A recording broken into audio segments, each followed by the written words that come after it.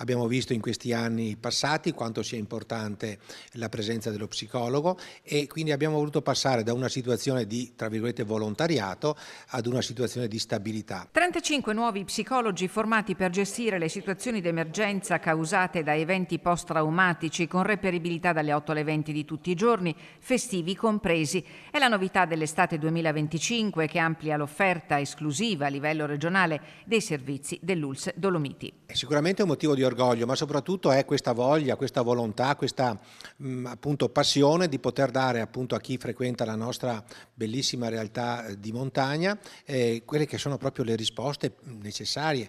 Abbiamo visto delle situazioni di emergenza veramente importanti in questi anni e quindi c'è la necessità assolutamente di avere pronto, disponibile quella figura importantissima dello psicologo per il sostegno. L'input per la strutturazione del servizio alla strage di Santo Stefano il 6 luglio di 2 anni fa. A coordinare il gruppo la psicologa dell'azienda sanitaria Francesca De Biasi, che ha spiegato le modalità di attivazione del servizio in presenza e da remoto. Nei primi 20 giorni di luglio gli psicologi dell'emergenza sono già stati richiesti in 5 occasioni, l'ultima per il sostegno alla famiglia della quindicenne morta martedì scorso a Cesana Beach.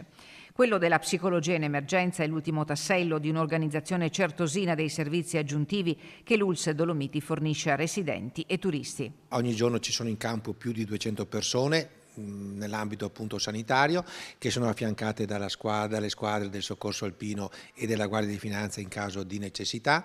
Abbiamo 2 elicotteri, 6 automediche e ben 26 ambulanze dislocate su tutto il territorio. Tutte le indicazioni attinenti alla salute e alla sicurezza in montagna sono state racchiuse in un opuscolo in italiano e in inglese, consultabile online nel sito dell'ULSS Dolomiti, e comprendono anche consigli utili per chi va in vacanza con i propri amici a 4 zampe e per chi va a funghi, che in caso di dubbi può far controllare il raccolto allo sportello gestito in collaborazione con l'associazione micologica Bresadola di Belluno.